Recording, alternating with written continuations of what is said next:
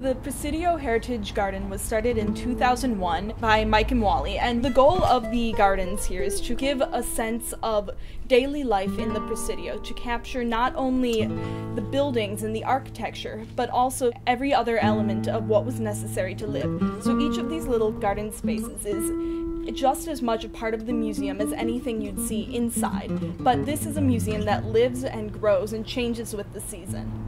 Individual enclosures would have had to been used for much more than a garden. Families would have had to use them for everything in their life, from doing laundry to cooking to play space for children. The garden that's around us right now is primarily for edibles, so we have different vegetables, including different chards, which are in the back corner, and then peppers, tomatoes, and herbs. The Spanish used a wide variety of herbs, basically the same ones you'd find in any modern store today.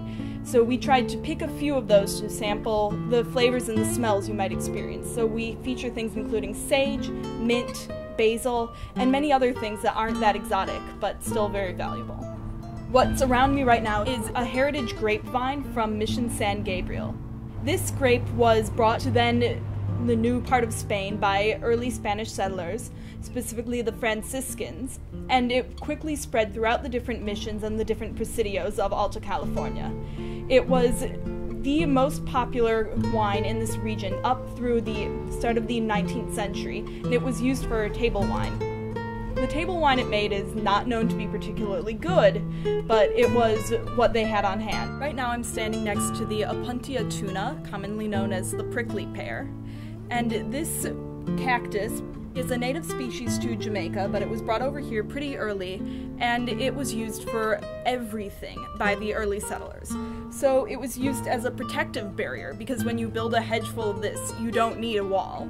It was also used as food. You can eat both the red fruit, you can eat the petals. Those are called nopales, and they're absolutely delicious. And then also, the juice of the prickly pear was used to whitewash adobe as a way to weatherproof it and make sure that the mud lasted a little longer and didn't fall apart quite as quickly. And then also, there's this very special white thing on it called cochineal, which is insect larvae that conglomerate on the cactus. And then when you crush off this cochineal, it makes a beautiful red dye that was used very commonly in this period. So I'll show how exactly that works now. So it's very simple to make the dye from the cochineal. You take this white stuff, the larvae, and then you just have to break it up. However, as you can tell, it would take an awful lot of cochineal in order to make a usable dye. So a cactus like this would produce about 1 pint of dye, so you'd have to crush massive amounts if you wanted to have something usable. But it's a beautiful dye. It's this very dark, rich red color, and it was very cheap to procure and therefore a very good thing for the early settlers to have. This section of the garden features many of the crops that were planted on a large scale in early California. So we have popping sorghum, we have popcorn, and we have the white Sonora wheat. White Sonora wheat was probably the most important of the early California crops. It was used for making flour, and it enabled the transition from corn tortillas to flour tortillas, simply because this crop was so easy to grow and so easy to produce.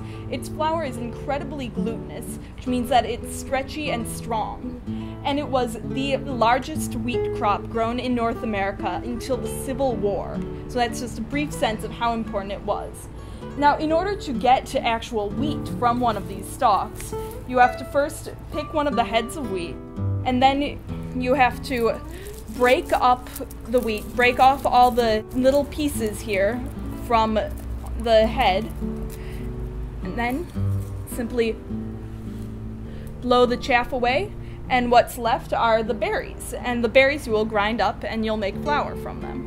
Behind me are banana plants. Bananas are actually in no way new to Mission-era California. Instead, they were first brought here in 1792 and quickly spread throughout the missions, and they've been growing in California ever since. So in honor of those early days, we have here 3 Missy Luki bananas of a kind that would have been grown in Mission-era California. Now you've seen a little bit of what the gardens have to offer here. Each of these spaces tells its own unique story about what life was like for our early settlers. So we hope that you enjoy taking your walk around and that you bring back some stories of your own about the things you've seen and experienced to share with us.